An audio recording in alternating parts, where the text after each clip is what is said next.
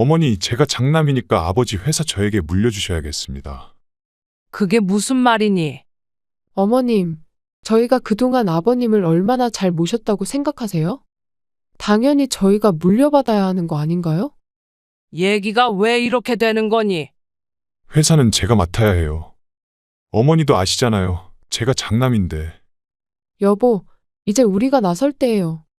동생들한테 뺏기면 안 되잖아요. 너희가 이럴 줄은 몰랐다. 어머님, 마음 편하게 물려주세요. 저희가 잘 알 수 있습니다.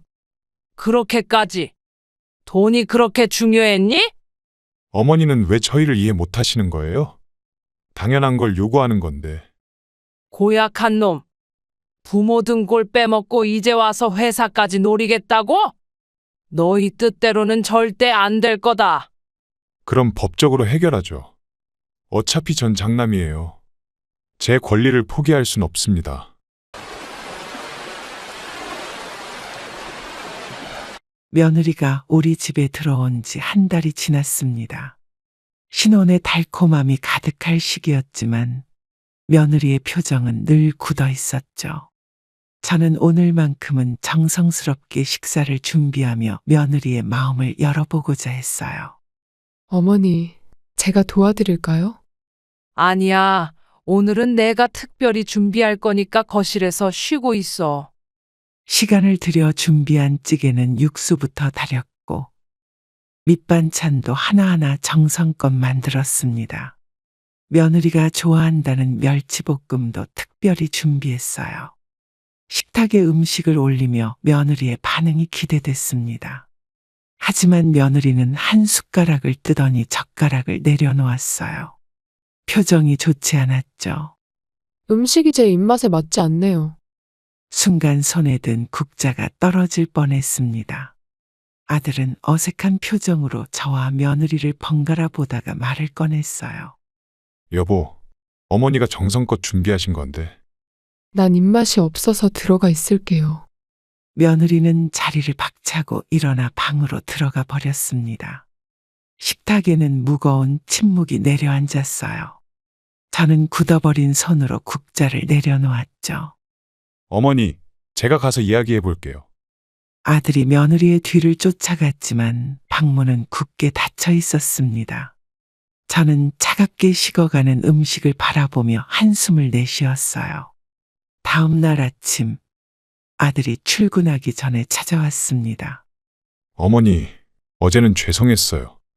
아내가 요즘 회사 일로 스트레스를 많이 받아서. 알았어. 그런데 음식이 입에 안 맞으면 그렇게 말하는 게 아니야. 아들은 고개를 숙이고 자리를 떴습니다. 저는 부엌에 서서 설거지를 하며 어제의 일을 곱씹어 보았어요. 어머님, 저는 이만 출근할게요. 며느리가 현관에서 형식적인 인사를 하고 나갔습니다. 평소와 다름없는 차가운 목소리였죠. 저는 더는 뭐라고 말을 걸 수가 없었어요. 저녁이 되자 아들이 퇴근하고 돌아왔습니다. 며느리는 아들을 보자마자 달라진 목소리로 말했어요. 여보, 오늘 많이 피곤해 보여요. 제가 어깨라도 주물러 드릴까요? 며느리의 상냥한 목소리가 거실에 울렸습니다. 저는 부엌에서 그 모습을 지켜보며 마음 한켠이 쓰라렸어요. 방금 전까지 저에게 보였던 차가운 태도가 마치 거짓말처럼 느껴졌죠. 아들은 며느리의 다정한 손길에 피곤한 기색이 풀리는 듯 했습니다. 저는 조용히 제 방으로 들어왔어요. 앞으로 며느리와의 관계가 어떻게 될지 걱정되기 시작했습니다. 첫 번째 식사 자리 이후로 며느리의 차가운 태도는 계속됐습니다. 아침마다 저를 지나칠 때면 인사도 없이 지나가곤 했어요.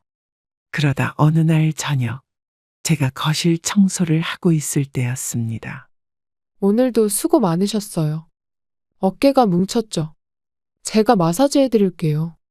며느리의 다정한 목소리가 들려왔습니다. 저는 순간 멈칫했어요.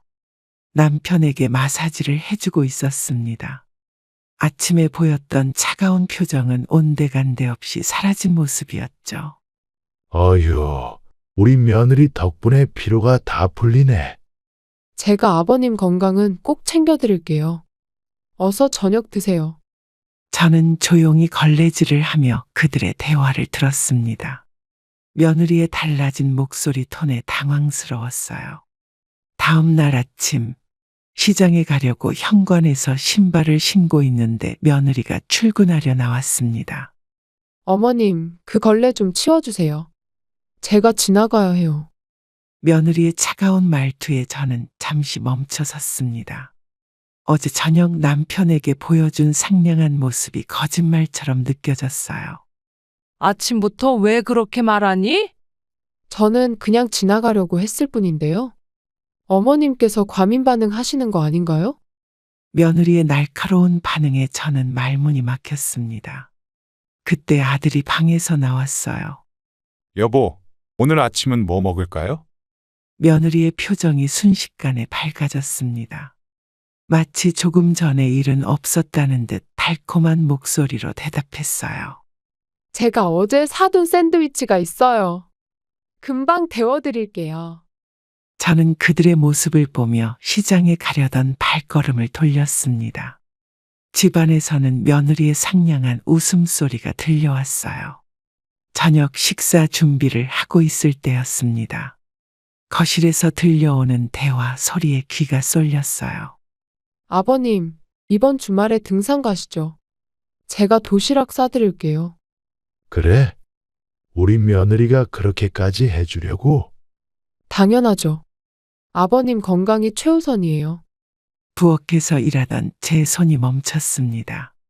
며느리의 다정한 목소리가 귓가에 맴돌았어요. 어머님, 저희는 먼저 식사할게요.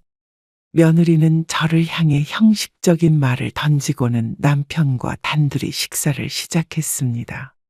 저는 설거지를 하며 그들의 대화 소리를 듣고 있었어요. 다음 날 아침, 아들이 제 방을 찾아왔습니다. 어머니, 어제는 왜 같이 식사도 안 하셨어요? 밥맛이 없어서 그랬어. 어머니, 와이프랑 사이가 안 좋은 것 같은데 무슨 일 있으세요? 저는 아들의 눈을 피했습니다. 며느리의 이중적인 태도를 이야기해봤자 아들은 믿지 않을 것 같았어요. 며느리의 차가운 태도가 계속되던 어느 날 아침 식사 자리였습니다. 평소처럼 정성껏 준비한 된장찌개와 반찬들을 식탁에 올렸어요. 어머님, 이런 기름진 음식 말고 샐러드나 해주세요. 우리 집은 아침부터 이렇게 먹어왔는데. 밖에서 사 먹을게요. 여보, 나랑 같이 나가서 먹을래요? 아들은 잠시 망설이더니 며느리를 따라 일어났습니다. 식탁에 놓인 음식들이 허전하게 식어갔어요. 저녁이 되자 며느리가 배달 음식 전단지를 들고 왔습니다. 저녁은 치킨 시켜 먹어요. 어머님 음식은 너무 기름져서 속이 불편해요. 저는 말없이 부엌으로 향했습니다. 장작 더미처럼 쌓여있는 그릇들을 보며 한숨이 나왔어요. 어머니, 제가 할 말이 있어요. 아들이 부엌으로 찾아왔습니다. 표정이 무거웠죠. 와이프가 요즘 음식이 안 맞아서 그래요. 어머님 음식이 입에 안 맞는다고. 저는 씻다 만 그릇을 내려놓았습니다. 아들의 말이 끝나기도 전에 며느리가 거실에서 큰 소리로 외쳤어요. 여보, 치킨 주문했어요. 30분 후에 온대요. 며느리의 밝은 목소리가 거실에 울렸습니다. 아들은 더 이상 말을 잇지 못하고 부엌을 나갔어요. 다음 날 아침, 일찍 일어나 식사 준비를 하고 있는데 며느리가 주방으로 왔습니다. 어머님, 오늘부터 제가 아침은 직접 해결할게요. 제 입맛에 맞게요. 그래, 알았다. 며느리는 냉장고에서 시판 샐러드를 꺼내 식탁에 앉았습니다. 저는 준비하던 재료들을 다시 정리했어요. 일주일이 지났습니다. 부엌에서 들려오는 배달 음식 포장 용기 소리가 날이 갈수록 커졌어요. 여보, 오늘은 파스타 먹을까요? 새로 생긴 레스토랑이 있대요. 그래, 네가 좋다는 대로 하자. 저는 텅 빈 식탁을 바라보며 마음이 무거워졌습니다. 매일 아침 일찍 일어나 식사를 준비하던 일상이 사라진 게 실감났어요. 주말 아침, 평소처럼 김치찌개를 끓이고 있는데 며느리가 들어왔습니다. 어머님, 왜 또 기름진 음식을 하세요? 제가 브런치 카페 예약해놨어요. 음식이 맛이 없으면 말로 하면 되잖니. 왜 이렇게까지 하는 거야? 저는 그냥 제 입맛대로 먹고 싶을 뿐이에요. 어머님이 너무 예민하신 거 아닌가요? 며느리는 차갑게 말을 내뱉고 나갔습니다. 찌개에 김이 올라오는 동안 저는 창밖만 바라보고 있었어요. 시간이 지날수록 식탁에는 배달 음식과 포장 음식이 늘어갔습니다. 어머님, 저희는 밖에서 먹고 올게요. 그래, 조심히 다녀와. 부엌에 혼자 남아 식어가는 음식을 정리하면서 며느리의 의도가 단순히 음식 때문만은 아닐 거란 생각이 들었습니다. 추석이 일주일 앞으로 다가왔습니다. 저는 장을 보러 나가기 전에 며느리에게 명절 준비를 의논하고 싶었어요. 아침 식사 자리에서 조심스럽게 말을 꺼냈습니다. 이번 추석에는 어떻게 보낼까? 어머님, 죄송한데 이번 명절은 다른 곳에서 지내려고요. 며느리의 갑작스러운 대답에 숟가락질이 멈췄습니다. 아들은 고개를 숙인 채 말이 없었어요. 친정에 다녀오려고 해요. 저는 며느리의 말투에서 냉정함을 느꼈습니다. 여보, 어머님께 미리 말씀드렸어야 했는데. 당신도 힘들었잖아요. 아들은 며느리의 말에 더 이상 아무 말도 하지 못했습니다. 저는 조용히 자리에서 일어났어요. 부엌에서 설거지를 하고 있는데 아들이 찾아왔습니다. 어머니, 정말 죄송해요. 미리 말씀드려야 했는데. 괜찮아. 명절이라고 꼭 같이 보내는 건 아니지. 마음은 복잡했지만 억지로 웃어 보였습니다. 아들의 표정에서 미안함이 느껴졌어요. 그날 저녁 남편에게 이 이야기를 전했습니다. 여보, 큰며느리가 이번 추석에 친정에 간대요. 그리고 쉬러 여행 간다네요. 뭐라고? 무슨 일이라도 있나? 모르겠어요. 갑자기 그러네요. 남편은 한숨을 쉬며 신문을 내려놓았습니다. 거실에 무거운 침묵이 흘렀어요. 다음 날 아침, 며느리가 출근하기 전에 저를 찾아왔습니다. 어머님, 이번 추석 말씀드린 거 서운하게 생각하지 마세요. 저도 사정이 있어서. 알아. 건강이 더 중요하니까. 며느리는 형식적인 인사를 하고 나갔습니다. 그 뒷모습을 보며 명절 음식을 함께 준비하던 지난 날이 떠올랐어요. 추석 당일 텅 빈 집안이 더욱 크게 느껴졌습니다. 친척들이 며느리를 물어볼 때마다 핑계를 대야 했어요. 큰며느리는 어디 갔어? 일이 많아서 다음에 보기로 했어요. 친척들의 안타까운 시선이 느껴졌습니다. 명절 음식을 준비하면서도 마음이 무거웠어요. 저녁이 되자 아들에게서 전화가 왔습니다. 어머니, 잘 지내시죠? 저희는 처가에서 쉬고 있어요. 그래. 잘 쉬고 있구나. 전화를 끊고 나니 명절 분위기가 전혀 느껴지지 않았습니다. 앞으로도 이런 명절이 계속될 것을 생각하니 마음이 무거워졌어요. 추석이 지나고 일상이 돌아온 어느 날 아침이었습니다. 식탁에서 아들과 며느리가 평소보다 들뜬 표정으로 대화를 나누고 있었어요. 어머님, 잠시 이야기 좀 나눌 수 있을까요? 그래, 무슨 일이니? 저희 임신했어요. 순간 손에 들고 있던 그릇을 떨어뜨릴 뻔했습니다. 기쁨과 놀라움이 동시에 밀려왔어요. 정말 축하한다.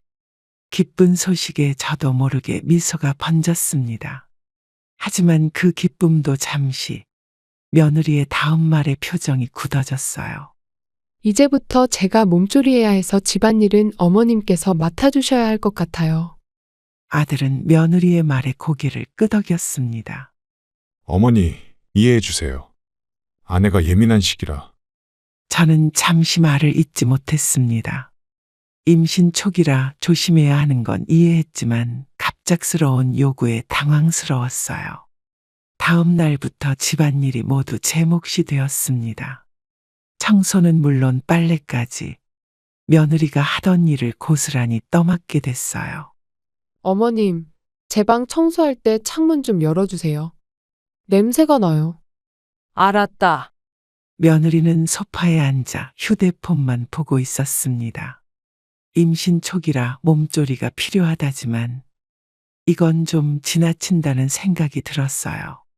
저는 조금 더 지켜보기로 했습니다. 일주일이 지났습니다.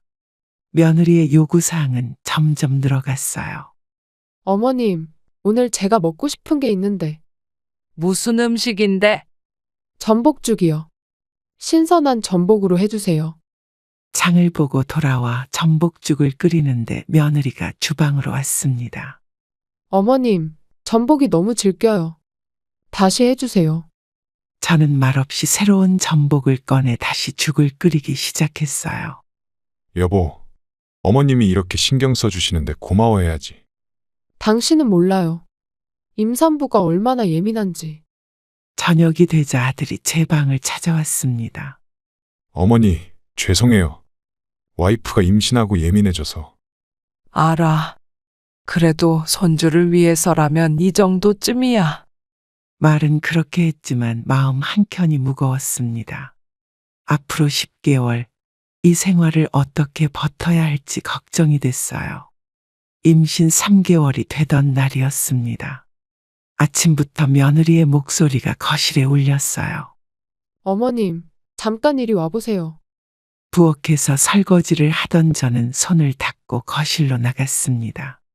며느리는 소파에 앉아 휴대폰을 보고 있었어요. 오늘은 장어구이가 먹고 싶어요. 임산부에게 좋다고 하더라고요. 저는 순간 망설였습니다. 여보, 어머님께 너무 무리한 부탁 아닌가요? 당신은 아기를 위해서 이 정도도 못 해주시겠다는 거예요? 아들은 더 말을 잇지 못했습니다. 며느리의 눈빛이 매서워졌어요. 어머님, 제가 직접 나가서 사올까요? 이런 걸로 망설이시면 안 되는데. 며느리의 말투에 숨겨진 비아냥이 느껴졌습니다. 저는 조용히 가방을 들고 나왔어요. 시장에 도착해서 장어를 고르는데 며느리에게서 전화가 왔습니다. 어머님, 장어 고르실 때 제일 큰 걸로 골라주세요. 그리고 양념은 매운맛으로요. 매운 건 임산부한테 좋지 않다던데. 제가 더 잘 알아요. 인터넷에서 찾아봤거든요. 결국 며느리가 원하는 대로 장어를 샀습니다.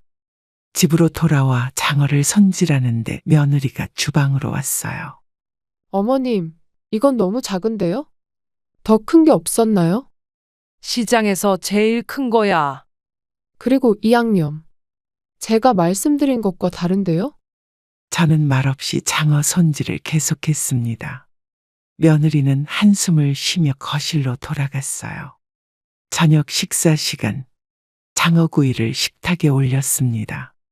며느리는 한 입 먹더니 인상을 찌푸렸어요. 맛이 제가 생각한 것과 다르네요. 역시 레스토랑에 가서 먹을 걸 그랬나. 여보, 어머님이 정성껏 준비하신 건데. 당신은 임산부의 마음을 몰라요. 아들은 아무 말도 하지 못했습니다. 며느리는 자리를 박차고 일어나 방으로 들어갔어요. 다음 날 아침, 며느리가 또다시 특별한 요구를 했습니다. 어머님, 오늘은 전복죽 해주세요. 신선한 전복으로요. 이렇게 매일 특별한 음식을. 임산부가 원하는 음식은 무조건 해줘야 한다던데, 어머님은 그것도 모르시나요? 저는 뱃속에 있는 손주를 생각해서 참았습니다. 며느리의 임신 소식이 전해진 후 남편의 태도가 달라지기 시작했습니다. 어느 저녁 퇴근한 남편이 한아름의 과일을 들고 들어왔어요. 며느라, 이거 임산부에게 좋다는 과일이야. 어머, 감사해요. 이렇게 비싼 걸. 저는 부엌에서 설거지를 하며 그들의 대화를 들었습니다. 제가 임신했을 때는 한 번도 없었던 일이었죠. 오늘도 피곤하죠? 제가 어깨라도 주물러 드릴게요. 그래, 고맙다. 거실에서 들려오는 다정한 대화에 손에 들고 있던 그릇을 씻는 속도가 느려졌습니다. 문득 20년 전이 떠올랐어요. 여보, 입덧이 심한데. 다들 그렇게 견디는 거야. 너무 예민하게 굴지 마. 그때 냉담했던 남편의 모습과 지금의 다정한 모습이 겹쳐졌습니다. 시간이 흘러도 잊히지 않는 기억이에요. 어머님, 이제 설거지는 그만하시고 들어가세요. 소리가 너무 크네요. 며느리의 말에 저는 하던 일을 멈췄습니다. 방으로 들어가려는데 남편의 목소리가 들렸어요. 여보, 내일은 산부인과 검진 있지? 내가 회사 일정 다 미뤄놨어. 정말요? 저 때문에 회사 일까지. 저는 방문을 닫았습니다. 창밖을 바라보며 제 임신 때의 기억이 하나둘 떠올랐어요. 다음 날 아침, 아들이 출근하기 전에 찾아왔습니다. 어머니, 오늘 아내 검진 가는데 혹시 점심 차려주실 수 있나요? 그래. 알았어. 점심을 준비하는데 남편이 주방으로 왔습니다. 여보, 며느리 입덧이 심하다니까 오늘은 특별히 미역국 좀 끓여줘요. 남편의 말에 저는 가만히 칼질만 했습니다. 옆에서 들려오는 남편의 한숨 소리가 귓가에 맴돌았어요. 요즘 며느리가 예민해서 그래요. 좀 이해해줘요. 저는 더는 참을 수 없어 입을 열었습니다. 당신 내가 임신했을 때는 기억도 안 나나 봐요. 그때는 내가 너무 바빴잖아. 며느리의 임신이 5개월째 접어들었을 때입니다. 아침 식사 자리에서 며느리가 갑자기 말을 꺼냈어요. 어머님, 저 이번에 산후조리원 알아보고 있어요. 그래? 어디로 가려고? 강남에 있는 프리미엄 산후조리원이요. 3주 정도 있을 생각이에요. 저는 숟가락질을 멈췄습니다. 강남의 고급 산후조리원이라면 보통 가격이 아닐 텐데 말이죠. 거기가 좋기는 한데 가격이 비싸지 않니? 어머님, 첫 아이인데 아끼면 안 되죠. 다른 애들 엄마들은 다 좋은 데 간대요. 아들은 며느리의 말에 고개를 끄덕였습니다. 저는 한숨을 삼켰어요. 여보, 산후조리원비는 제가 알아서 할게요. 아버님께도 말씀드려보는 게 어떨까요? 거실에서 들려오는 대화에 저는 부엌으로 향했습니다. 설거지를 하면서도 마음이 무거웠어요. 어머님, 이따가 산후조리원 구경 가보실래요? 벌써? 아직 많이 남았잖니? 미리 가보고 예약해야죠. 좋은 방은 금방 나가거든요. 며느리는 핸드폰으로 산후조리원 사진을 보여주었습니다. 호텔 같은 시설의 가격도 호텔급이었어요. 이 정도는 돼야 아기도 편하고 저도 쉴 수 있을 것 같아요. 산후조리원 말고 내가 도와줄 수도 있는데 굳이 들어가야 하니? 어머님, 그건 좀 그렇죠. 요즘은 다들 산후조리원 가요. 저는 더 이상 말을 잇지 못했습니다. 제가 아들을 낳고 산후조리할 때가 떠올랐어요.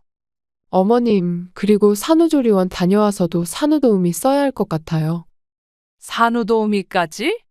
네, 3개월 정도는 필요할 것 같아요. 아기 키우는 게 쉽지 않잖아요. 남편이 저녁에 들어오자 며느리는 달라진 목소리로 말을 건넸습니다. 아버님, 산후조리원 얘기 들으셨어요? 그래, 들었어. 좋은 데로 알아보고 있다며? 네, 제가 알아본 곳이 있는데 한번 보여드릴까요? 드디어 손주가 태어났습니다. 며느리는 산후조리원에서 지내고 있었고 저는 아기를 보러 갔어요. 어머님, 잠깐만요. 손 소독부터 하고 들어오세요. 알았어. 아기가 누워있는 아기 침대 앞으로 다가갔습니다. 보드라운 살결과 작은 손가락이 눈에 들어왔어요. 어머님, 너무 가까이 가시면 안 돼요. 아기가 깰 수 있어요. 한 번만 안아봐도 될까? 지금은 안 돼요. 아기가 잠들었거든요. 며느리의 말에 저는 한 걸음 물러섰습니다. 문득 20년 전 제가 아들을 처음 안았던 순간이 떠올랐어요. 어머님, 아기 옷은 제가 따로 준비했으니까 신경 쓰지 마세요. 내가 준비한 옷도 있는데. 그건 좀 아기한테 안 좋은 원단 같아서요. 저는 가방 안에 아기 옷을 만지작거렸습니다. 백화점에서 고른 최고급 면 소재였는데 말이에요. 여보, 우리 아기 이제 깼네요. 분유 먹일 시간이에요. 그래, 내가 안아볼까? 아들은 조심스럽게 아기를 안았습니다. 며느리는 옆에서 계속 잔소리를 했어요. 조심해요. 목을 잘 받쳐야 해요. 어머님, 이제 아기 재워야 해서. 다음에 또 오세요. 저는 아기를 제대로 보지도 못한 채 산후조리원을 나왔습니다. 복도에서 다른 할머니들이 손주를 안고 있는 모습이 눈에 밟혔어요. 일주일 후 다시 방문했을 때였습니다. 어머님, 오늘은 아기가 컨디션이 안 좋아서 그래도 잠깐만. 다음에 오세요. 지금은 아기가 예민해요. 결국 또 돌아서야 했습니다. 주차장으로 향하는 발걸음이 무거웠어요. 어머님, 왜 미리 연락도 안 하고 오세요? 아기 보고 싶어서. 그래도 연락은 하고 오셔야죠. 아기 생활 패턴이 있잖아요. 아기가 태어난 지 한 달이 되던 날이었습니다. 아들 부부가 거실에 모여 앉아 심각한 표정으로 대화를 나누고 있었어요. 어머님, 저희가 드릴 말씀이 있어요. 무슨 일이니? 저희가 따로 나가서 살려고 해요. 아기도 생겼으니 이제는. 저는 숨이 멎는 것 같았습니다. 갑작스러운 독립선언에 어떤 말을 해야 할지 몰랐어요. 서울 쪽으로 알아보고 있어요. 신축 아파트가 괜찮더라고요. 거기는 집값이 너무 비싼데. 아버님께서 도와주시겠다고 하셨어요. 며느리의 말에 저는 남편을 바라보았습니다. 남편은 고개를 끄덕이며 말했어요. 아이도 있는데 좋은 환경에서 키워야지. 하지만 지금 이 집도 나쁘지 않잖아요. 어머님, 저희는 결정했어요. 이번 주말에 집 보러 가기로 했거든요. 며느리는 이미 모든 것이 결정된 것처럼 말했습니다. 저는 부엌으로 향했어요. 어머님, 신축이라 인테리어도 새로 해야 할 것 같아요. 돈이 많이 들 텐데. 아버님이 알아서 해주신다고 하셨어요. 남편은 마치 제 존재를 의식하지 못하는 것처럼 며느리와 대화를 이어갔습니다. 그들의 대화에서 저는 완전히 제외되어 있었어요. 여보, 우리 내일 모델하우스 가볼까요? 그래, 좋아. 저는 결국 방으로 들어와 버렸습니다. 창밖을 바라보며 앞으로 달라질 일상을 생각하니 마음이 무거워졌어요. 어머님, 이사 날짜는 다음 달로 잡았어요. 그렇게 서두를 필요는 없잖니. 아기한테 좋은 환경을 빨리 만들어주고 싶어서요. 아들 부부가 새 집으로 이사하는 날이었습니다. 고급 아파트 현관에 도착하자 이삿짐 센터 직원들이 바쁘게 움직이고 있었어요. 어머님, 저희가 고른 가구들 어떠세요? 이렇게 비싼 걸 사다 놓고. 신혼집인데 이 정도는 해야죠. 아버님이 도와주신다고 하셨어요. 거실에 들어서니 호텔 같은 인테리어가 눈에 들어왔습니다. 이제 막 자리 잡은 가구들이 하나같이 고가품이었어요. 저기 소파는 이탈리아 수입품이에요. 아버님이 특별히 골라주셨죠. 그 돈이면 다른 걸로도. 어머님은 왜 저희 취향을 이해 못하시나요? 며느리의 말에 저는 입을 다물었습니다. 주방으로 가보니 최신식 가전제품들이 즐비했어요. 여보, 냉장고 좀 봐요. 와인셀러까지 있어서 좋죠? 그래, 네가 원하던 거잖아. 아들은 며느리의 말에 맞장구를 쳤습니다. 예전에 검소하게 살자던 말이 무색해졌어요. 어머님, 저희 침실도 구경하실래요? 괜찮아. 나는 이만 가볼게. 벌써요. 저녁이라도 드시고 가세요. 저는 현관으로 향했습니다. 뒤에서 들리는 며느리의 웃음소리가 공허하게 느껴졌어요. 어머니, 제가 택시라도 불러드릴까요? 아니다. 버스 타고 갈게. 엘리베이터를 기다리는 동안 아들이 다가왔습니다. 어머니, 저희 잘 살 수 있을 거예요. 걱정하지 마세요. 그래. 네가 알아서 하렴. 아들이 새 집으로 이사를 가고 얼마 지나지 않았을 때입니다. 평소와 다름없이 아침을 준비하고 있는데 갑자기 아들에게서 전화가 왔어요. 어머니, 제가 사업 구상 중인데 아버지랑 상의 좀 하고 싶어요. 무슨 사업인데? 프랜차이즈 사업이요. 지금 좋은 기회가 있어서. 며칠 후 아들이 집으로 찾아왔습니다. 아버지와 단둘이 이야기하겠다며 서재로 들어갔어요. 아버지, 초기 자금이 필요한데 도와주실 수 있으신가요? 얼마나 필요한데? 5억 정도요. 지금이 제일 좋은 타이밍이에요. 저는 부엌에서 그들의 대화를 들으며 그릇을 닦았습니다. 남편의 목소리가 점점 커졌어요. 5억이라는 돈이 장난이 아니야. 아버지, 이번 기회 놓치면 후회할 것 같아요. 제가 꼭 성공시키겠습니다. 며느리도 함께 찾아와 거들었습니다. 아버님, 남편이 정말 열심히 준비했어요. 이번만 도와주시면. 당신도 신중히 생각해봐요. 하지만 며느리가 먼저 말을 꺼냈어요. 어머님, 이건 남자들의 대화예요. 남편이 알아서 할게요. 하지만 그 돈이 무슨 애들 장난이니? 어머님은 왜 자꾸 반대하시는 거예요? 아들이 성공하는 게 싫으신가요? 아들은 며느리의 말에 고개를 끄덕였습니다. 그 모습을 보며 저는 할 말을 잃었어요. 어머니, 저도 이제 제 인생 살고 싶어요. 아버지가 도와주시겠다는데 왜 어머니는? 그래, 알았다. 네가 하고 싶은 대로 해. 결국 남편은 아들의 요구를 들어주기로 했습니다. 저는 방으로 들어와 창밖만 바라보았어요. 여보, 어머님 기분 상하셨나 봐요. 괜찮아요. 시간 지나면 이해하실 거예요. 거실에서 들려오는 아들 부부의 대화가 마음을 더 무겁게 만들었습니다. 어느 날 남편이 갑작스러운 사고를 당했습니다. 입원한 지 3주째였어요. 우연히 모퉁이를 돌다가 아들과 며느리의 목소리가 들렸습니다. 여보, 아버님이 이러시니 앞으로 어떡하죠? 걱정 마. 내가 다 알아봤어. 저는 걸음을 멈추고 그 자리에 서 있었습니다. 며느리의 다음 말이 귀에 들어왔어요. 회사 주식은 어떻게 되는 거예요? 아버지 명의로 된 주식이 꽤 많아. 지금 상황에서는 우리가 가져올 수 있어. 순간 온몸에 힘이 빠졌습니다. 남편이 중환자실에 있는 동안 아들 부부는 재산 계산을 하고 있었어요. 그런데 어머님이 반대하시면 어떡해요? 어머니가 무슨 상관이야. 내가 장남인데. 복도 저편에서 발소리가 들렸습니다. 아들 부부는 잠시 말을 멈췄어요. 집도 우리가 가져와야 해요. 동생들한테 뺏기면 안 되잖아요. 그래, 내가 다 처리할게. 너무 걱정하지 마.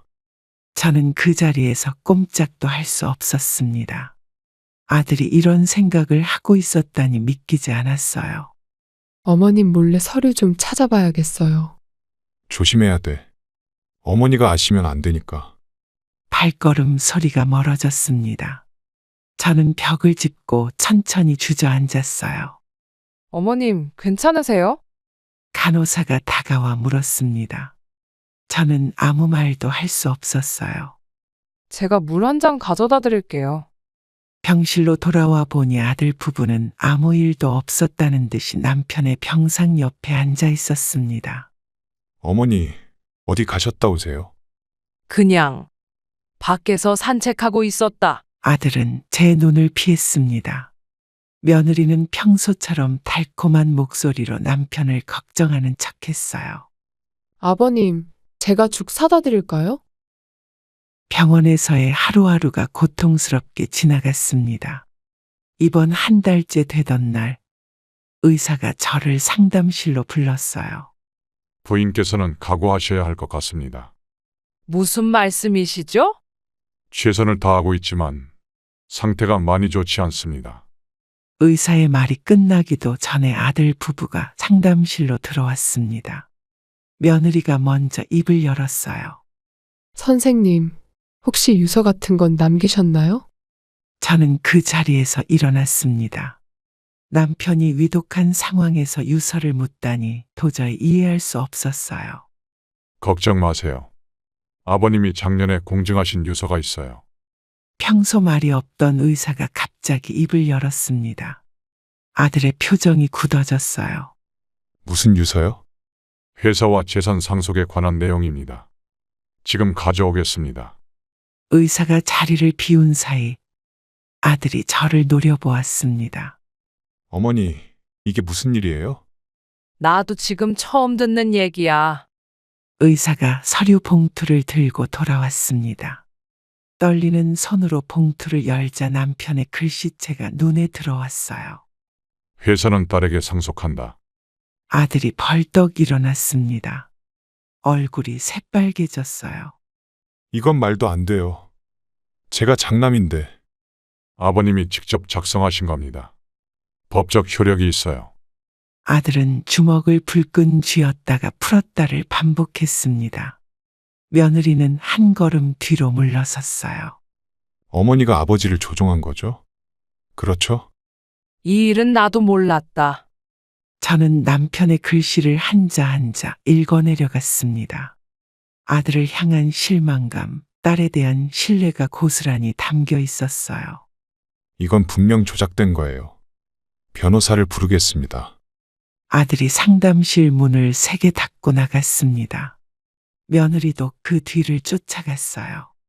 의사는 조용히 제 어깨를 두드렸습니다. 어머님, 힘내세요. 유서 공개 후 상황이 급박하게 돌아갔습니다. 아들이 변호사를 데리고 병원으로 찾아왔어요. 어머니, 이 변호사님과 상의 드릴 게 있습니다. 지금은 아버지 병간호가 더 중요하지 않니? 불편한 말씀 드리겠습니다만 아버님의 유서에 문제가 있는 것 같습니다. 변호사의 말에 저는 말문이 막혔습니다. 복도 한쪽에서 며느리가 차가운 눈빛으로 지켜보고 있었어요. 어머님이 아버님께 영향을 미치신 것 아닌가요? 무슨 말도 안 되는 소리를 하니? 병실 앞 의자에 앉아있던 딸이 자리에서 벌떡 일어났습니다. 해외에서 급히 귀국한 딸의 얼굴이 상기됐어요. 오빠, 지금 무슨 말을 하는 거야? 너는 가만히 있어. 이건 내가 처리할 일이야. 중환자실에서 경보음이 울렸습니다. 의사와 간호사들이 달려갔어요. 아버님의 의식이 불안정합니다. 잠시 자리를 비켜주시겠습니까? 모두가 자리를 피했지만 병실 밖의 긴장감은 더욱 고조됐습니다. 변호사가 서류를 꺼내 들었어요. 이 유서의 법적 효력을 검토해 봐야 할 것 같습니다. 아버지가 직접 쓰신 유서를 왜 검토해야 하는데요? 딸의 목소리가 떨렸습니다. 저는 그저 벽에 기댄 채 서 있을 수밖에 없었어요. 장남인 제가 있는데 왜 딸에게 회사를 주겠다는 건지. 오빠, 아버지의 뜻을 이해하려고도 안 하고 며느리가 불쑥 끼어들었습니다. 시댁 재산을 친정으로 가져가려는 거 아닌가요? 순간 딸의 얼굴이 창백해졌어요. 저는 더 이상 참을 수 없었습니다. 이제 그만해라. 아버지가 돌아가시기라도 하면 어머니, 이건 법적인 문제니까 감정적으로 대하지 마세요. 아들의 차가운 목소리가 복도에 울렸습니다. 그때 의사가 중환자실에서 나왔어요. 상태가 많이 위급합니다. 가족들은 마음의 준비를. 의사의 예상대로 남편은 결국 세상을 떠났습니다. 장례식장에는 무거운 공기가 감돌았어요. 유서 문제로 아들과 딸은 서로 마주보지도 않았습니다. 아버님 유서대로 회사는 제가 물려받는 건가요? 올케 언니, 어떻게 이런 날 그런 말씀을. 며느리의 말에 딸이 고개를 돌렸습니다. 조문객들의 시선이 우리 가족을 향했어요. 지금은 고인을 보내드릴 시간이에요. 그래도 확실히 해둬야 할 것 아닌가요? 나중에 문제 생기면. 아들이 갑자기 자리에서 일어났습니다. 그의 손에는 서류 뭉치가 들려 있었어요. 어머니, 이 유서. 정말 아버지가 쓰신 거 맞나요? 그게 무슨 말이니? 조문객들 앞에서 아들은 서류를 펼쳤습니다. 법원에 제출할 이의 신청서였어요. 저는 이 유서가 조작됐다고 봅니다. 어머니가 아버지를 조종한 거예요. 딸이 자리에서 벌떡 일어났습니다. 그동안 참았던 감정이 폭발한 듯했어요. 오빠, 이럴 수가 있어. 아버지 장례식장에서. 너도 이 일에 가담한 거 아니야? 외국에서 급히 들어온 것도 수상한데. 저는 그저 영정사진 속 남편의 얼굴만 바라보았습니다. 이런 상황을 예상이라도 한 듯한 표정이었어요. 어머니, 이제 말씀해 주세요. 진실을요. 아들아, 이건 아버지의 뜻이야. 그럴 리가 없어요. 제가 장남인데. 조문객들이 하나둘 자리를 피했습니다. 장례식장이 소란스러워졌어요. 오빠, 제발 정신 차려. 우리가 지금 뭐 하는 거야? 이건 시작일 뿐이야. 법적으로 해결하자고. 장례식이 끝나고 얼마 지나지 않아 법원에서 첫 재판이 열렸습니다.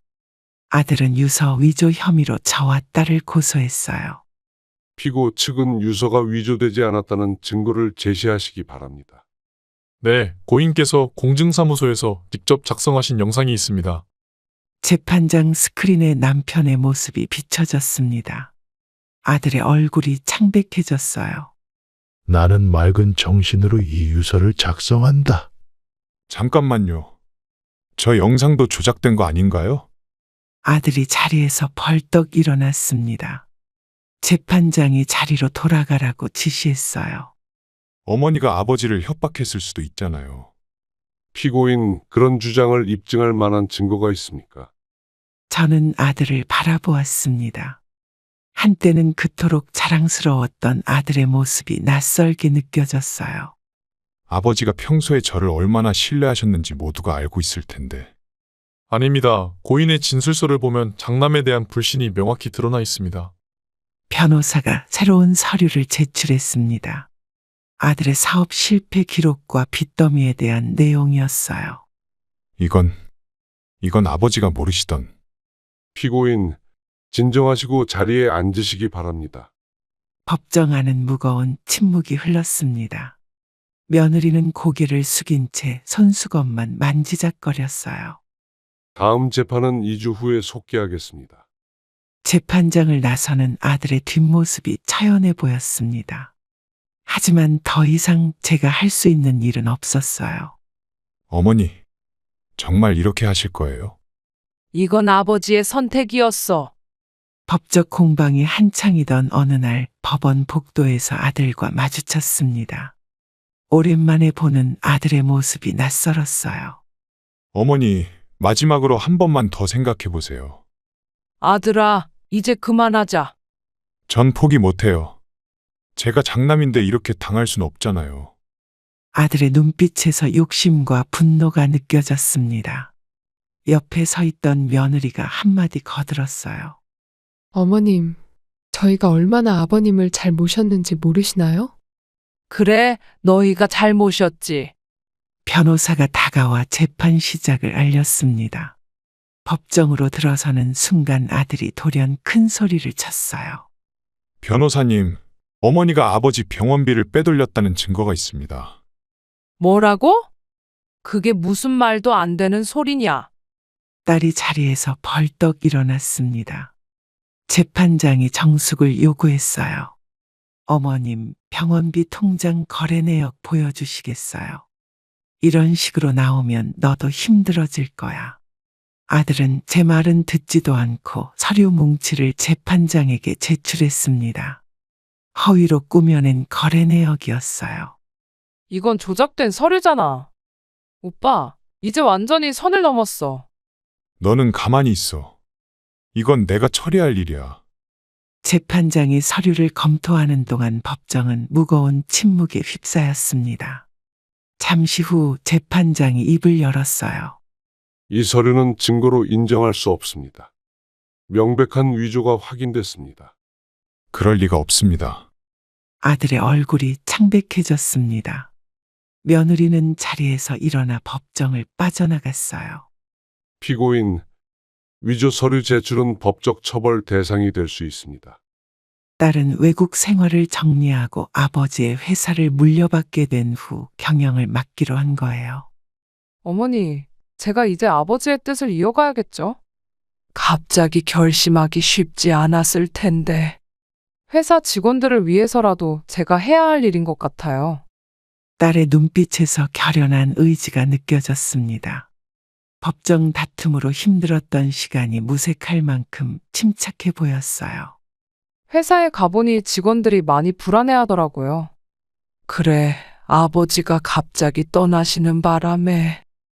회사 사무실에 들어서자 직원들이 긴장된 표정으로 우리를 맞이했습니다. 딸은 차분한 목소리로 말했어요. 여러분, 제가 앞으로 이 회사를 맡게 됐습니다. 사장님 따님분은 해외에 계신다고 들었는데요. 네, 하지만 이제는 아버지의 뜻을 이어 회사를 이끌어가려고 합니다. 직원들의 표정이 조금씩 밝아졌습니다. 아들의 성격을 잘 알고 있던 그들에게는 오히려 반가운 소식이었나 봐요. 아버지께서 그동안 회사를 위해 힘써주신 만큼 저도 최선을 다하겠습니다. 저희도 열심히 돕겠습니다. 사무실을 둘러보는 딸의 모습이 아버지와 많이 닮아 있었습니다. 책임감 있는 태도가 든든하게 느껴졌어요. 어머니, 제가 잘할 수 있을까요? 그래, 넌 할 수 있어. 문득 아버지가 딸을 믿고 회사를 맡긴 이유를 이해할 수 있을 것 같았습니다. 이제부터가 진짜 시작이네요. 재판이 끝난 지 6개월이 지났습니다. 며느리와 이혼하고 모든 것을 잃은 아들이 찾아왔어요.